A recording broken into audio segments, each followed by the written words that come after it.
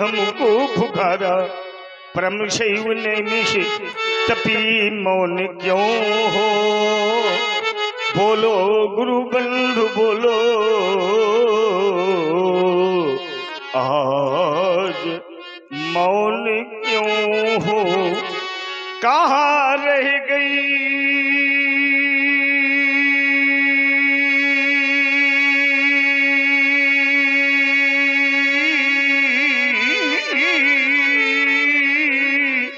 आई शक्ति तुम्हारी। बोलो गुरु बंधु बोलो, आज मौन क्यों हो। तुम्हारी शब्दता को लगकर मेरे हृदय में परिशोधात्मक भाव जागृत। जिस पापी पाखंडी ने तुम्हारे साथ इच्छा बर्ताव किया, आज लेकर के कुठार उसके शरीर के खंड खंड करूंगा। वो कौन है पापी पाखंडी जिसने मेरे आराध के पावन पिनाक को भय खंडों में भक्त किया। अस्तुजनक अति से बोले पचन कठोरा, कहू जड़ जन को धनुष के ही तोड़ा। कौन पापी पाखंडी जिसने मेरे रात के पावन पिनाक को भय खंडों में भक्त किया। और यदि वाणी से स्पर्श नहीं कर रहे हो तब बेगी दिखाबू मूढ़े नत्याजू, उलटहू बही जहाँ लगता बिराजू। तुम्हारा साम्राज्य लेके पर तुम्हारे साम्राज्य को नष्ट होगा जनक, नाश कर डालूंगा नाश। इतना क्रोध राजा लोग जो धनुष तोड़ने धनुष के पास में गए थे, परशुराम जी का क्रोध देख देख करके अब मन ही मन प्रसन्न हो रहे हैं कि अच्छा तो हो गया जो धनुष हमारे द्वारा नहीं टूटा। एक आफत आ गई है। अति डर उतर देते नृप नाही, कुटिल भूप हरि से मन माही।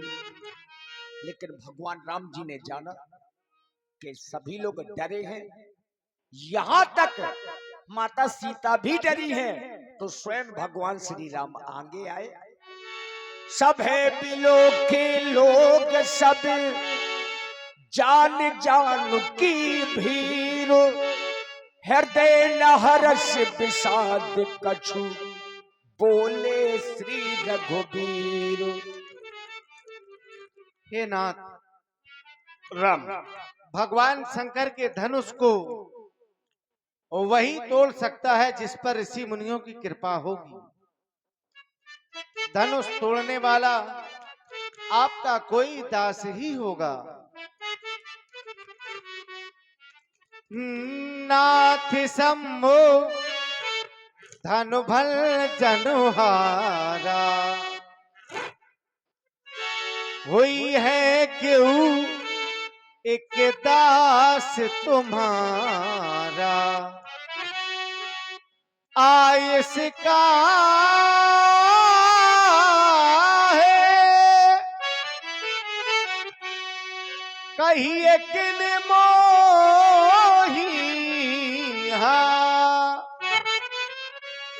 बार बारो बिन बहु मुनि तो ही। से वो धनुष तोड़ने वाला तो कोई शिव का प्यारा ही होगा, जिसने ऐसा अपराध किया, वो दास आपका ही होगा। जो कृपा पात्र है मुनियों का, वो कब किस से डर सकता है। जिन पर है कृपा ब्राह्मणों की, ये कार्य वही कर सकता। राम, जितने धनु तोड़ा है वो ब्राह्मणों का विशेष कृपा पात्र है। तो ब्राह्मण ही दोषी है। किंतु राम, जितनी ब्राह्मणों ने कृपा रघुवंश पर की है, फिर इतनी कृपा ब्राह्मणों ने अभी तक किसी वंश पर की नहीं है। क्या ये धनुष तुम्हारे द्वारा खंडन संभव असंभव है राम? जिसे तुम दास कह रहे हो वो सेवक भी कहलाने का अधिकारी नहीं है। कारण सेवक सो जो करें करे शिवकाई, अरे अरि करनी करे ओह, करिए लड़ा। सेवक का धर्म है सेवा करें। यहाँ पर अनित की गई है, अधर्म किया गया है, गुरुद्रोह किया गया है, सनातन के साथ राज किया गया है। राम सुनहु रामे राम जही से बधानु तोरा, सहस बाहु समसोर पुमोरा। साधारण शत्रु नहीं कार्तवीर अर्जुन की सहस्त्र भुजाओं के समान मेरा बैरी है। जिस प्रकार से मेरे द्वारा उसकी सात भुजाओं को क्षण मात्र में छाटा गया है, आज धनुष तोड़ने वाले की भी भुजाओं को मैं छाटूंगा। अस्तु सो बिल काबू बिहागी समाजा, नत न तुम्हारे जय है सब राजा। जितने धनुष तोड़ा है सो बिलगाओ। वो इस प्रेक्षागार से अलग हो जाए अथवा राजा उससे दूरी बनावे और ये धनुष तोड़ने वाला उठा नहीं, राजा बैठे रहे तो आज कोई भी राजा हमारे क्रोधाग्नि से बचने वाला नहीं, अर्थात सभी राजाओं को दंड मिलेगा। अस्तभोव राम दक्ष जाओ रघुनंदन। इस कार्य का क्रियान्वयन रेणुका नंदन राम के द्वारा किया जाएगा। कौन है गुरुद्रोही, शिवद्रोही, धर्मद्रोही? महाराज पहले उन राजाओं को मारिए जो राजा सो रहे हैं। ये लोग लंका से आ गए। देखिए इतनी घोषणाएं हुई, न तुम्हारी जय है सब राजा। अब लक्ष्मण जी खड़े हुए, भगवान परशुराम जी बहुत क्रोध में हैं और श्री लक्ष्मण जी परशुराम जी को देख देख करके मुस्कुराने लगे। तो परशुराम जी को लगा कि ये बालक बड़ा उद्दंड है, मेरा अपमान कर रहा है।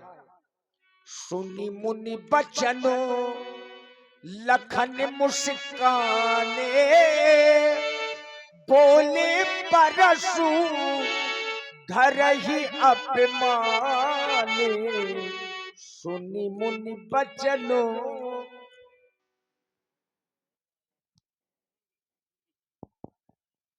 सुना आप लोगों ने धनुष तोड़ने वाले के विरोध में भार्गव श्री परशुराम जी महाराज की एक घोषणा हो गई।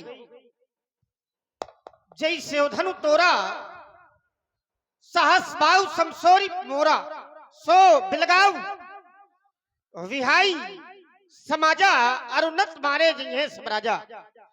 धनुष तोड़ने वाला सो बिलगाऊ, सो माने वाह, बिलगाऊ माने बिलग हो जाए, विहाई माने छोड़कर, समाजा माने समाज को। वह धनुष तोड़ने वाला समाज छोड़ करके अलग हो जाए। और अगर ऐसा न किया गया तो फिर परशुराम जी महाराज के द्वारा एक निर्णय लिया गया कि न तुम्हारे दिन है सब। अगर ऐसा न किया गया तो फिर कोई राजा बचेगा नहीं।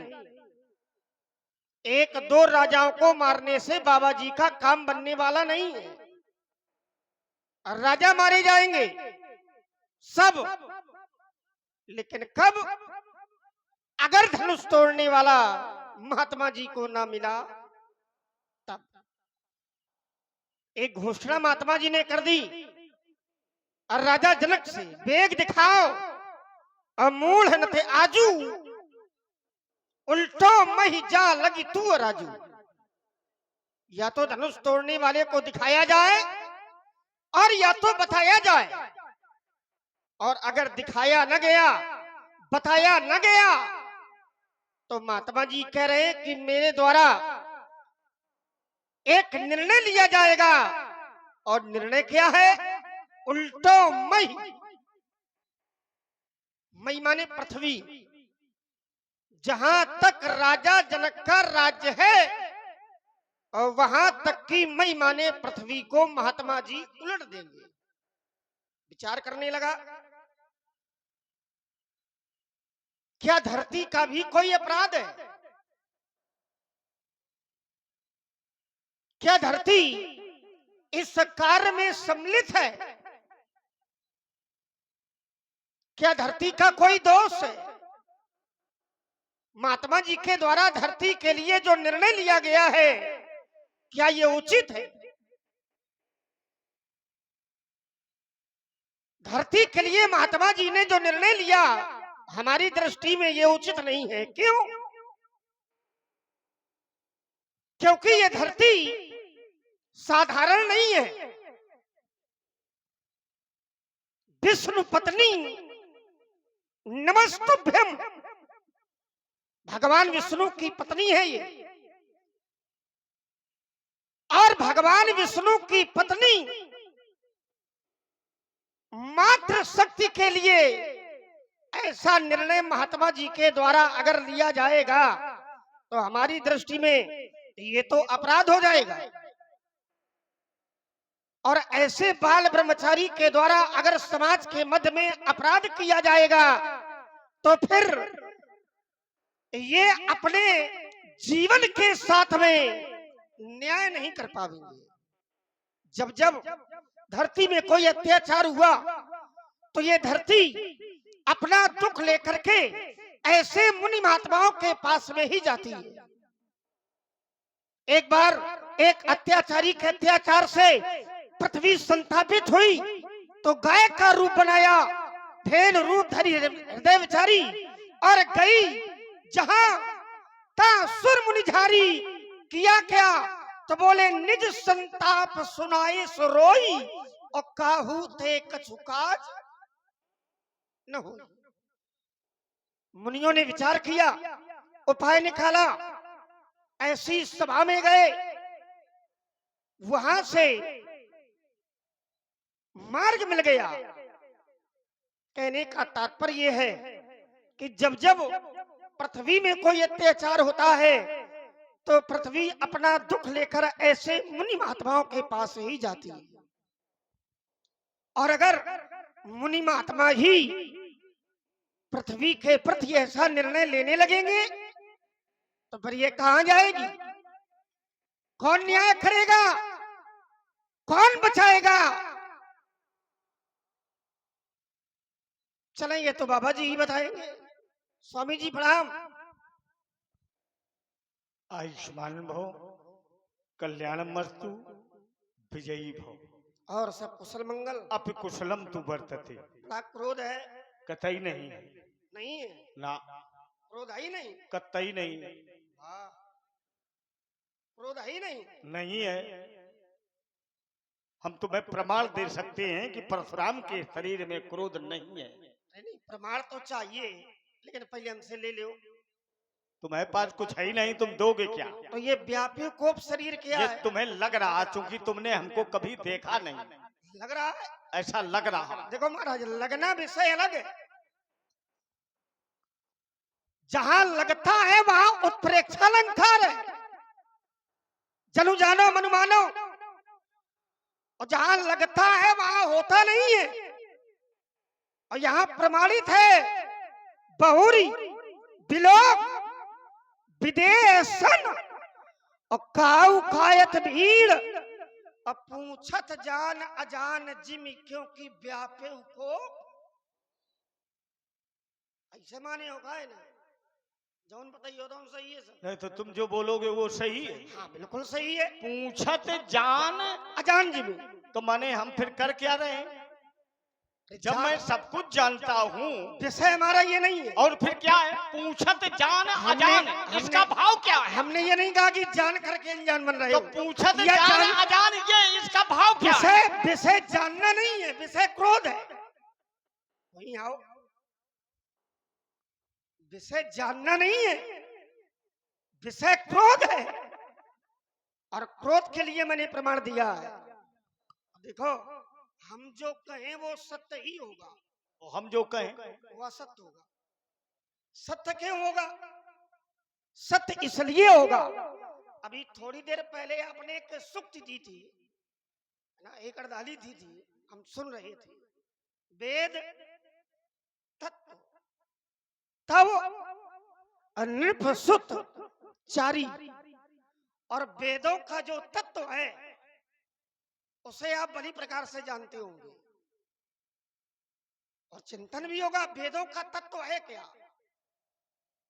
तो इसलिए हमारी बात मिथ्या नहीं हो सकती है। रही बात धनुष टूटने की, तो महाराज भाव धनुही तोरी लड़काई तब खबाऊ नहा त्रिस्कीन गोसाई। मैं जानना चाहता हूँ यही धनु पर ममता की हेतु, ममता का हेतु क्या। लड़का ने कहा तुम जो कह रहे हो गलत, जो मैं कह रहा हूं ये सत्य हो। तो भक्त यहाँ खिलखिला कर हंस पड़े। कितने भक्त हंसे थे, जरा हाथ उठाओ। अब तुम नहीं उठाओ। तुम्हारा लड़का जब तुमसे ऐसी कहेगा तुम जो कर रहे हो सब गलत, और हम जो कर रहे हैं, जो कह रहे हैं सही, यही भविष्य में होगा। कह रहा तुम क्रोध कर रहे हो। अग्नि पुराण प्रमाणित कर रही है, अंश अंशा कला कपिला कूर्माद्या आवेश भार्गवा दया। आवेश माने, आवेश माने क्रोध। तो जब हमारी प्रकृति ही क्रोध की है, तो जितना जड़ जंगम है ये प्रकृति के अधीन है। जैसे सूर्य, सूर्य की प्रकृति क्या है? ताप देना, ऊष्मा देना, यही तो करता है। तो क्या सूर्य गलत कर रहा है? बोलो। और चंद्रमा की प्रकृति क्या है? शीतलता देना। तो जितना जड़ जंगम है ये प्रकृति के अधीन है। क्रोध के भी दो भेद हुए हैं, एकोदिष्ट और बहुदिष्ट। किसी का क्रोध करने का एक ही उद्देश्य है और किसी के बहुत उद्देश्य हैं। ये देश काल स्थिति पर निर्भर है। मैंने कहा जनक, अगर मुझे धनुष तोड़ने वाला न दिखाया गया, न बताया गया, तो मैं